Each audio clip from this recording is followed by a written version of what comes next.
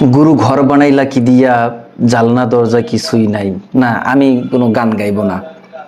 ধৈর্যের বাঁধ আর রক্ষা করতে পারছি না। এটা যদি পাইতাম কি যে করতাম আল্লাহ ভালো জানে।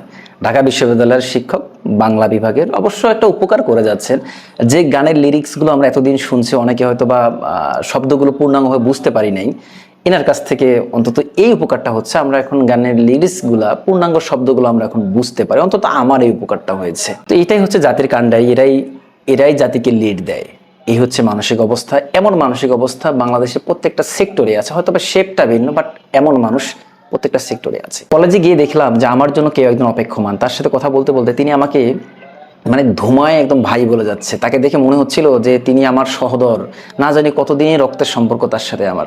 আমি যখন চাকরিতে জয়েন করি ঢাকার এক স্কুলে, এরপর কিছুদিন পর আমি একটা শপিং মলে যাই। সেখানে গিয়ে দেখি সবাই আমাকে স্যার বলে ডাকছে। আমি ভাবলাম যে মনে হয় এরা আমাকে চেনে, কোনো গার্ডিয়ান হতে পারে। কিন্তু পরক্ষণে আমার ভুল ভেঙে গেল যে না, এখানকার কালচারটাই এমন, সব দোকানদাররাই কাস্টমারকে স্যার স্যার বলে ডাকে।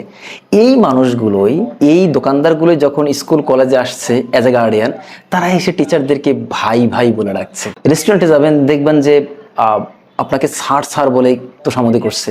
কিন্তু এই লোকগুলাই যখন স্কুল কলেজে আসতেছে, এরা এসে আমাদেরকে ভাই বলে রাখছে। ব্যাপারটা কিন্তু খারাপ না, এটা তো নিষেধাজ্ঞার কোনো বিষয় না, কিন্তু একটু অদ্ভুত লাগে।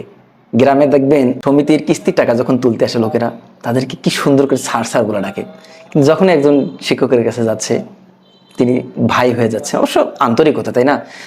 জ্ঞানের আদান প্রদান হয়তো একটা আন্তরিকতার ব্যাপার স্যাপার আছে। এটা ভালো, এটা ভালো।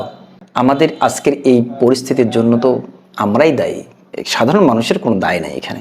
তারপরে মানুষ এদেরকে জিইয়ে রাখছে, টিকিয়ে রাখছে।